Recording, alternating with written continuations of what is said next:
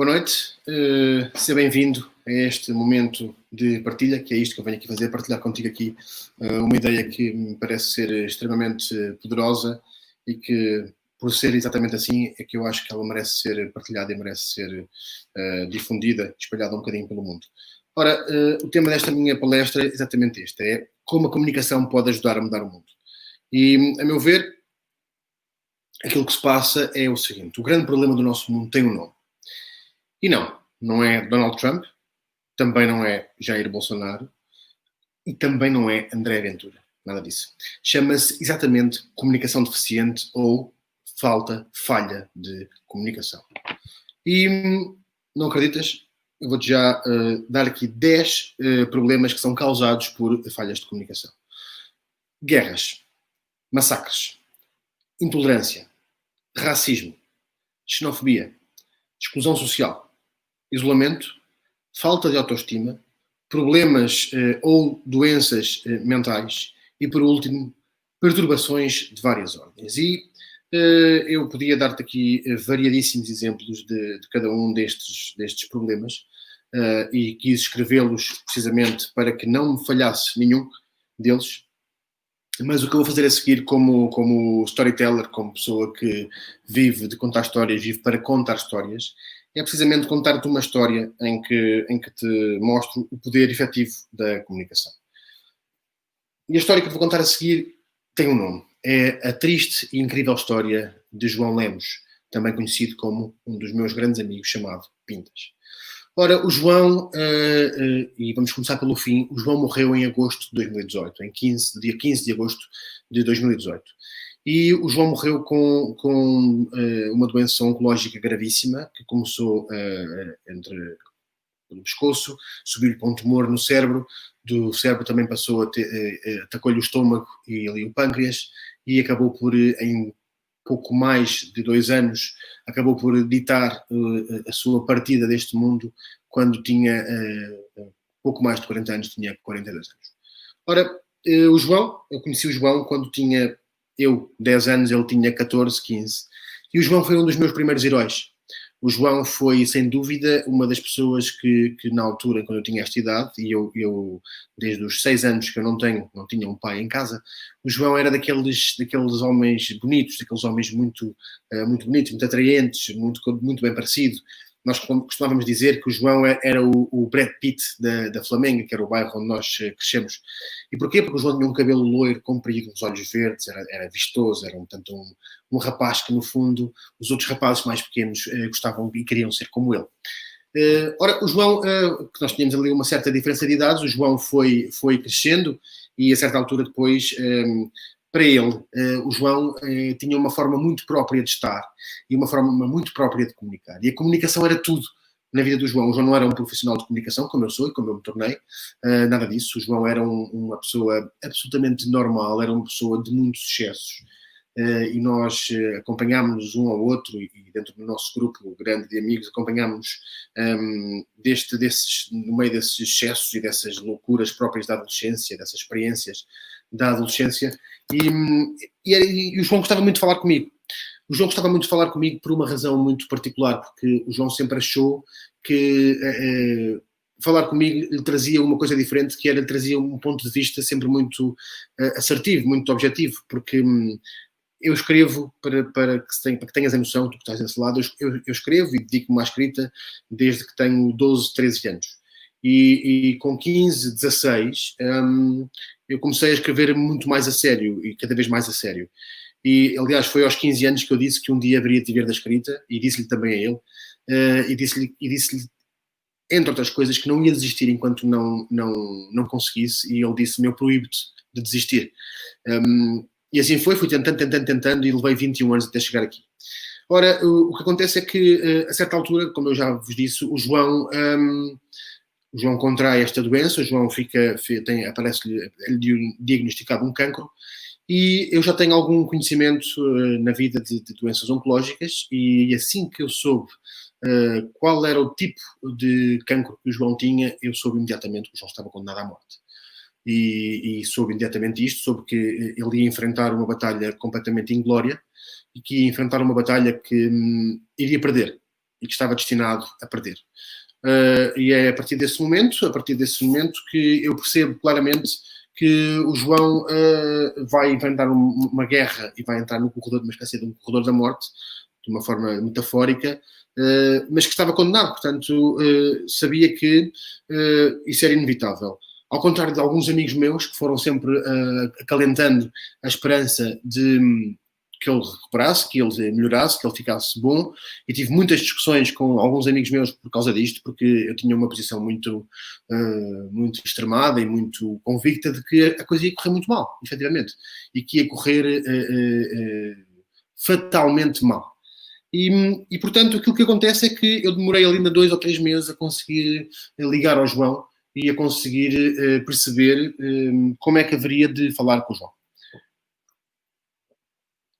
E a certa altura, lá ganhei coragem, liguei e disse-lhe: João, já sei o que é que se passa contigo, já sei o que é que tu tens, mas eu quero fazer-te uma pergunta que é se me dás permissão para te ir fazendo perguntas de vez em quando sobre o que é que tu tens, como é que tu te sentes, porque mais do que aquilo que tens, importa-me como é que te sentes e como é que tu te estás a sentir ao longo deste tempo. E ele aceitou de imediato, disse-me: não tens que pedir desculpa nenhuma por não me teres ligado. Eu vou dar a volta a isto, e portanto podes-me fazer as perguntas que tu quiseres ao longo do tempo, podes-me ir perguntando o que tu quiseres, estás perfeitamente à vontade, sabes que eu adoro falar contigo. E isto estávamos em 2016, alguns ali no verão de 2016, no início do verão de 2016, num ano em que, um ano de excelente memória para Portugal, está agora a fazer 4 anos que fomos campeões da Europa de futebol, e nesse ano, nesse verão, o João descobre exatamente que está com este problema e começa então a fazer tratamentos. E por aí fora vamos então começando a falar, e a grande dificuldade que para mim com que eu me deparo é sem dúvida a dificuldade extrema, e para se alguém está desse lado e que sabe e já passou por isto sabe, que é falar com alguém que nós sabemos que vai morrer, falar com alguém, comunicar com alguém que temos a certeza que não se vai safar. E aquilo que eu disse para mim que nunca iria fazer era dar-lhe falsas esperanças, porque eu já tinha N pessoas para lhe dar esperanças sobre o futuro e sobre o que é que iriam lhe dizer e que coisas que lhe queriam dizer, e eu nunca quis assumir para mim esse papel, nunca quis assumir para mim o papel do mensageiro da esperança vazia, vã, porque não achei que fosse esse o meu papel. O meu papel era fazer-lhe perguntas e era exatamente conversar com ele sobre o que é que ele sentia. E isto foi acontecendo ao longo desses 2 anos, e houve vários momentos de conversa, houve vários momentos em que eu lhe perguntei se ele estava bem. E recordo-me perfeitamente de uma conversa onde lhe perguntei se ele tinha medo. E ele, lembro-me perfeitamente que ele parou e disse-me: pá, tu és um cabrão. Assim a rir-se, e porque eu sei, pá, não sou nada, eu tenho que te perguntar isto, assim, eu sei que tens. É por isso que eu te adoro. Eu gosto de ti porque tu me fazes estas perguntas difíceis. Pá, e Martim, deixa-me dizer-te: sim, tenho medo. Claro que tenho medo. Pá, tenho imenso medo, tenho imenso medo que isto corra mal, tenho imenso medo de não conseguir continuar a fazer as minhas coisas, e já me está a custar a trabalhar, já fico cansado muitas vezes e com muita frequência, já me está a ser penoso alguns dias de trabalho, e eu preciso do dinheiro para trabalhar, e pá, isto é muito difícil lidar com isto. E eu tentei na altura ajudá-lo a arranjar algum trabalho que fosse um bocadinho menos difícil, mas ele acabou por nunca querer. E as coisas foram andando, e pelo meio tivemos uma despedida de solteiro, da qual guardarei para sempre memórias fantásticas de uma pessoa que, de facto, o João, se há coisa que o João deixou entre nós, foi a certeza de que a vida é curta demais para nós a desperdiçarmos com tricas e com coisas e com problemas e quesílias e coisas mal resolvidas. O João resolvia os problemas todos a conversar. O João resolvia as coisas todas a comunicar, e era das pessoas que tinha uma das capacidades que para mim é fundamental na vida humana, e que é a capacidade que nos aproxima a todos, os homens e as mulheres, os seres humanos, que é a empatia. O João era das pessoas mais empáticas que eu conheci até hoje. E era muito fácil falar com ele, porque mesmo não sendo uma pessoa extremamente letrada, com uma grande escolaridade, com muito conhecimento técnico e teórico das coisas, era uma pessoa que sabia muito da vida, tinha vivido muito, conhecia muita gente. E ao João era muito fácil relacionar com as pessoas, porque o João, toda a gente gostava dele, era muito fácil gostar dele. E a certa altura, portanto, as coisas foram acontecendo e vão-se passando, e chegamos a 2018, ele começa a ficar cada vez pior, e é internado no Hospital Amadora Sintra, pá, pelo meio há um episódio que eu também não esqueço, que foi, ele pediu, ele tinha 2 cães, uma cadela e um cão, a Niki e o Chico, 2 labradores, e pediu para o deixarem ver os cães por uma última vez. E é absolutamente incrível, porque a equipa do Amadora Sintra permitiu que isso acontecesse, os cães foram lá despedir-se dele. E há coisas de facto que não têm, são muito difíceis de explicar. E eu fui lá vê-lo 3 vezes. As 2 primeiras ainda conversámos bastante bem, a última já foi muito difícil e foi 4 ou 5 dias antes de ele morrer. E ele já estava muito debilitado, muito cansado. Não abriu os olhos o tempo todo, mas é engraçado porque a Susana disse-lhe, eu fui lá dar-lhe um beijinho quando cheguei, porque nós tínhamos este hábito muitas vezes de dar assim, um beijinho na testa um do outro, e eu fui lá dar-lhe um beijinho e ele, a Susana, a namorada, disse-lhe que eu estava ali, disse-lhe, então, meu querido amigo, ele disse-me, Martim, como é que estás? Como é que estão as tuas meninas? Como é que está a Ana e a Leonor? E isto mostra a consciência e a empatia extrema de uma pessoa que mesmo num estado difícil e num estado de dificuldade e num estado de dor e de sofrimento, não deixa de se pôr nos sapatos dos outros e de perguntar à outra pessoa como é que está a sua família.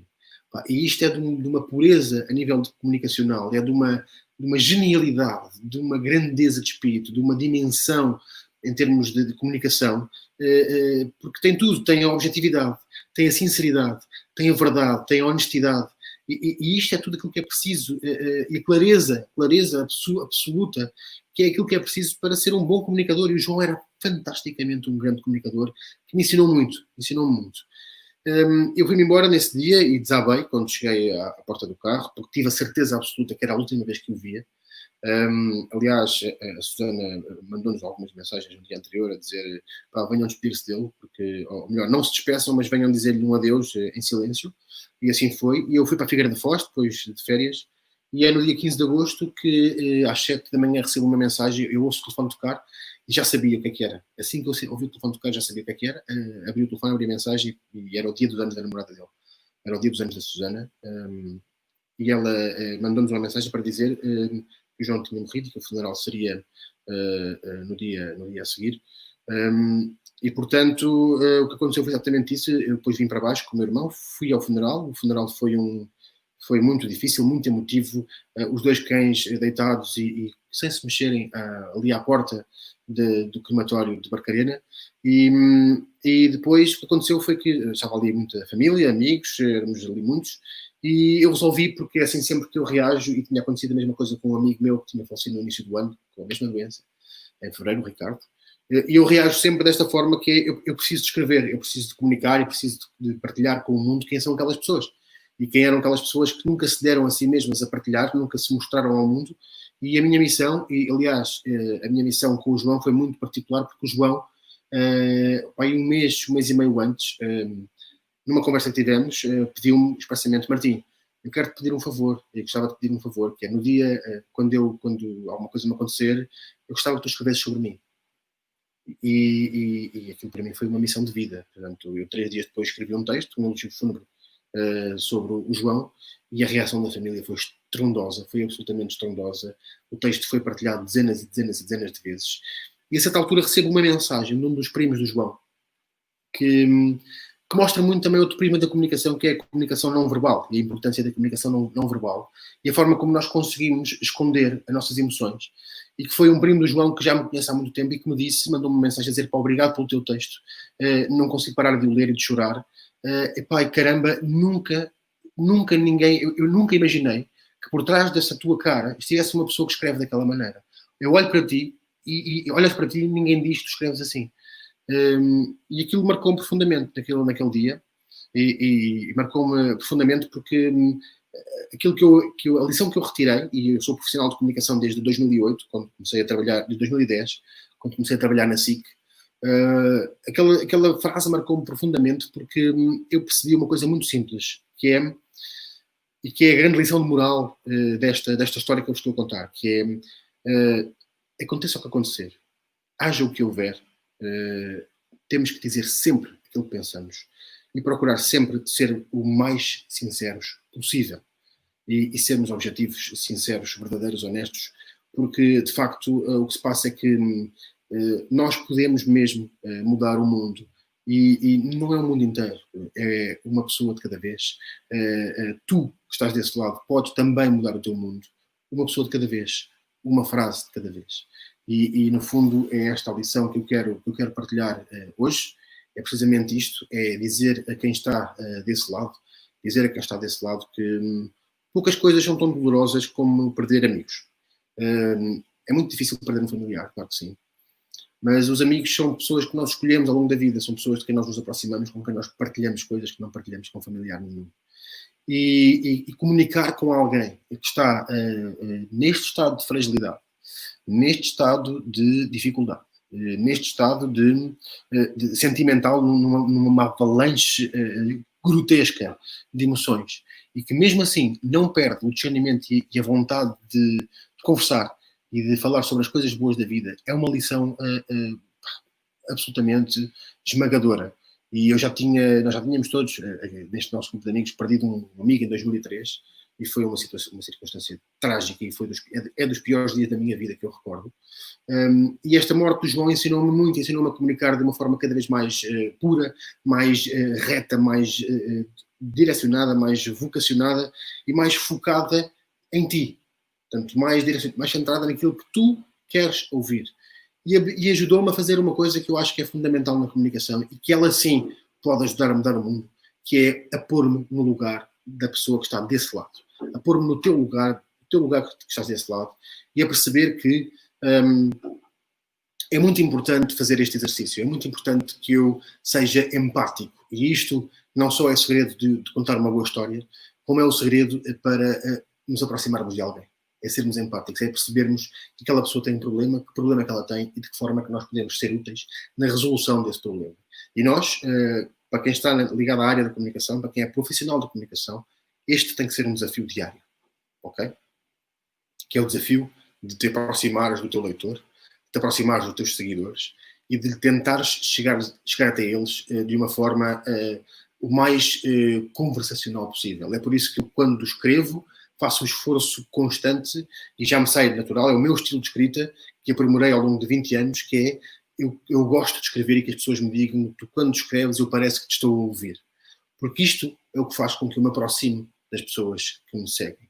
E nos workshops que eu dou, e vou ter agora um workshop no dia 18 de julho sobre web copywriting, portanto escrita para vender mais, e nos workshops de storytelling que regressam depois em setembro, eu faço sempre questão de falar sobre isto, sobre a empatia, sobre a fundamental e a incontornável importância da empatia.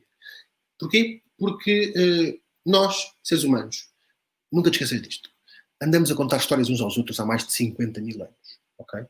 São as histórias que nos aproximam, são as histórias que ajudam a moldar a face do planeta, ajudam a moldar a face do mundo, ajudam a moldar a vida e a visão do mundo que tu tens e que te foi dada, que te foi dada a perceber e a conhecer, e que todos nós, e que todas as pessoas à tua volta têm. Portanto, são histórias que as moldam. Nós memorizamos acontecimentos e interiorizamos acontecimentos à conta de histórias que nos contam, que ouvimos, que vemos, que lemos, que conhecemos, que descobrimos. É através delas que nós moldamos o nosso mundo. Por isso, eu acredito piamente que é também através das histórias, é também através da repetição, de contarmos as histórias que nos contam, de repetirmos as histórias que ouvimos contar, de repetirmos e de emprestarmos os livros que nos emprestam, os livros que compramos, partilharmos aquilo que sabemos com os outros. É por isso que eu gosto tanto de ensinar e que eu gosto tanto de comunicar. E quando me dizem que tu és um comunicador nato, é o maior elogio que me podem fazer, porque eu nasci para isto, eu nasci para comunicar, eu nasci para contar histórias, eu nasci para partilhar histórias como a do meu querido amigo João, que está a fazer 2 anos do seu desaparecimento e que deixou um vazio tremendo no mundo, porque de facto eu te disse no início desta palestra que o problema deste mundo não são os Trumps, não são os Bolsonaros, não são os Andrés Venturas desta vida. O problema deste mundo somos todos nós. Somos nós que não resolvemos os nossos problemas de comunicação com os nossos pais, com os nossos amigos, com os nossos colegas, com as nossas namoradas, com as nossas mulheres, nos tornamos pessoas que batem nas mulheres, que batem nos homens, que batem nos filhos, que batem nos avós, que batem nos pais. Tornamos pessoas violentas desnecessariamente porque não comunicamos como deve ser. Porque não nos fazemos um esforço real para, através da comunicação, através deste dom que Deus nos deu e que o mundo nos deu de ter uma palavra, de conseguirmos entender uns aos outros, de aprender línguas de outros países, não nos conseguimos entender. E, portanto, isso para mim é sem dúvida aquilo que mais marca a história atual. E atenção, nós vivemos na era mais ligada de sempre. Nós vivemos num mundo mais conectado, mais teoricamente comunicado de sempre, mas ao mesmo tempo parece-me também que vivemos num mundo com mais problemas de comunicação de sempre. Porque quando tu tens tanta alternativa e tanta via de comunicação, tanta rede para onde comunicar, há uma tendência muito grande para o isolamento e para cada vez mais nos fecharmos nas bolhas que vamos vendo diariamente e através das quais formamos as nossas ideias do mundo. Por isso, o meu desafio fica também este, que é, se queres aprender a comunicar melhor, não olhes só para as redes sociais, não olhes só para os teus e-mails, lê, fala com as pessoas. Nas tuas viagens, nas tuas férias, nos teus passeios, fala com as pessoas. Ouve. Nós temos 2 ouvidos por alguma razão e uma só boca por outra. Temos 2 ouvidos para ouvir e temos uma boca apenas porque precisamos de ouvir muito mais do que aquilo que falamos.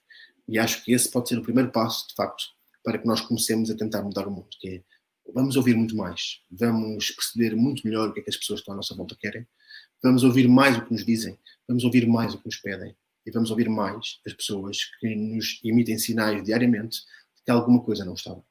E vivemos atualmente um período muito difícil, um período de afastamento social, um período de distanciamento social. E se tu pensares bem no que é que significa a palavra, a expressão distanciamento social, é uma coisa muito difícil de enquadrar. E, portanto, vamos esperar que isto passe, e isto vai ter que passar, porque nós não fomos feitos para isto. Nós fomos feitos para socializar, nós fomos feitos para comunicar uns com os outros. Fomos feitos para repetir vezes e vezes sem conta a frase é a falar e a gente se entende. E como diz o Jorge Palma, enquanto houver estrada para andar, a gente vai continuar.